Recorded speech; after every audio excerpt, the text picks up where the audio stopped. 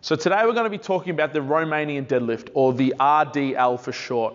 The RDL is one of the most programmed exercises, and for good reason, because it is a really great posterior chain developer. So it develops the lower back, the glutes and the hamstrings very well. That is because you get a great eccentric control and you get great tension through the hamstrings, but then you can train a very strong hinge pattern that will help you with both your squatting and your deadlifting if you're talking powerlifting purposes.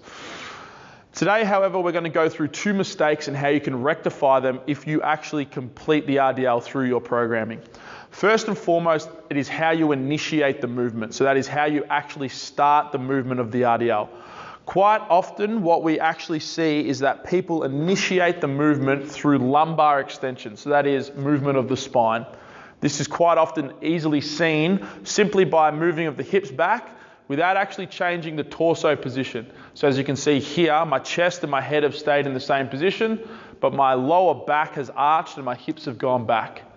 What we're actually looking for is for them to set a good strong rib cage position, ribs down, and then as they sit back, the torso leans forward. As you can see here, I've moved through my hips, as opposed to this, where I've just moved through my back. The second issue that we see with RDLs is bloating the quads too much. So that is that they go through too much knee flexion or they bend their knees too much. Unfortunately, what this does is it almost defeats the purpose of the exercise, and that is to train the posterior chain.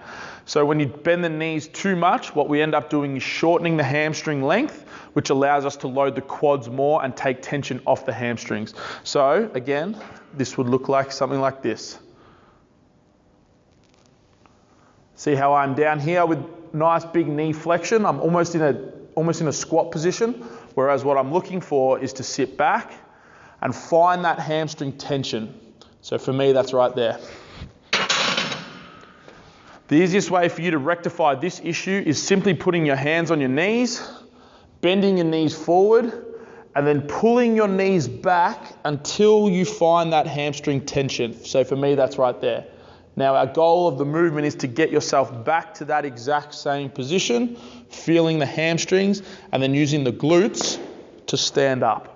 Hopefully we've helped you with this exercise tutorial here on the Romanian deadlift. If we've managed to help you out, please like and subscribe to the channel. We've got fresh content coming out weekly. If you have any questions, leave them in the comment section below. And as always, you can see our links to our social media, email, and website in the description box below. As always, thank you for watching, happy lifting, and welcome to the culture.